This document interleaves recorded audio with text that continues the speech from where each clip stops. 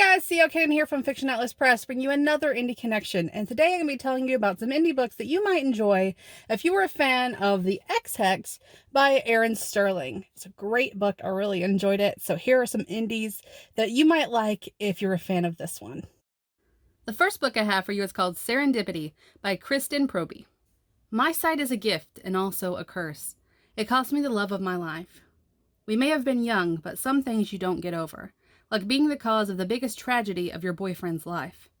It's something I'll never forget, and a reflection of who I am.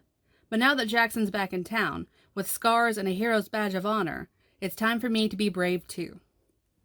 A malevolent evil hell-bent on making my sisters and me pay for rebuffing him is still stalking my family, and some ancient writings portend that the six were the only ones who could defeat him. Jackson Pruitt and I round out that magical number, which means I have to face the evil and the things Jack makes me feel to save my family and my city.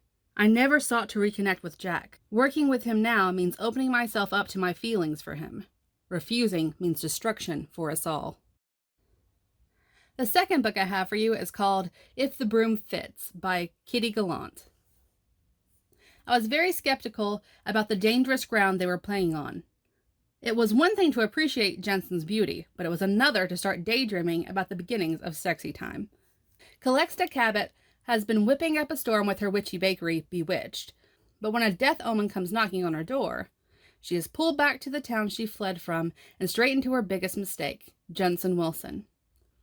Will Calexa be able to resist his mesmerizing emerald eyes, or will she succumb to his many charms?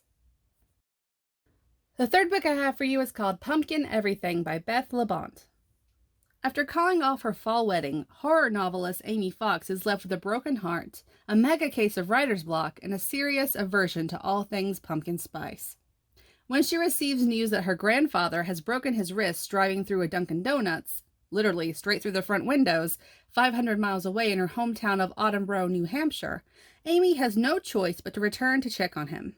If she doesn't make sure that he's back on his feet, Grandpa may be moved into assisted living, and Amy's beloved childhood home will be put on the market. Knowing she must return, Amy worries about the only things worse than pumpkin spice, a reunion with Kit Parker, her childhood best friend, first love, and an entire reason for skipping town in the first place. As the two reconnect, a second chance seems possible, if only Kit weren't holding on to a secret that just might unravel everything. And the last book I have for you is called Sixpence and Whiskey by Heather R. Blair. Magic can't solve everything. Persephone Goss knows that better than most. As the youngest and least talented of four witch sisters, Seth has learned the hard way to keep her head down and her butt safely behind the counter of her Duluth bar, Toil and Trouble.